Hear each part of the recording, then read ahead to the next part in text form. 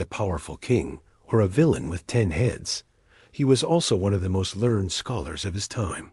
Shiva, to teach him humility, pressed down with his toe, pinning Ravan under the mountain. Ravan didn't plead for release instead.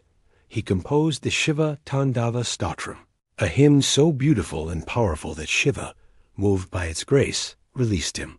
He was said to have invented a stringed instrument called the Ravana hatha, a bowed instrument considered a precursor to the violin.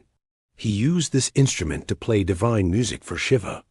The instrument still exists today, particularly in Rajasthan and Sri Lanka, where it's preserved as a cultural relic linked to his memory.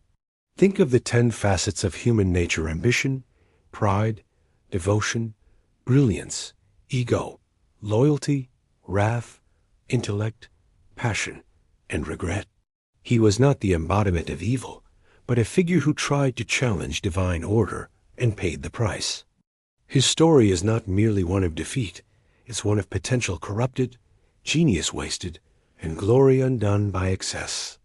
That's what makes Ravan not only unforgettable, but timeless. This artistic side of Ravan, musician, poet, scientist, is almost entirely absent from mainstream portrayals, making him one of the most culturally misrepresented figures in mythology. This act symbolizes how Ravan, even in pain and humiliation, turned to art and devotion rather than surrendering to defeat. Despite all his power and ego, he upheld a code that forbade touching a woman against her will.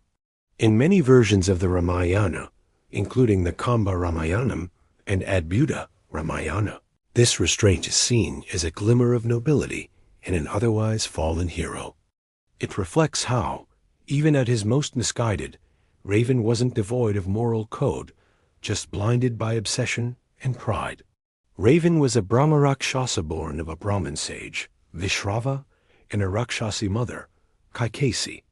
According to certain Jain texts, Ravan was once a king who abused his power and was reborn as a demon to fulfill cosmic justice. His end, in this view, was not just punishment, but balance restored. In fact, in some traditions like the Lankavatara Sutra in Mahayana Buddhism, Ravan is depicted as a wise king who invites the Buddha to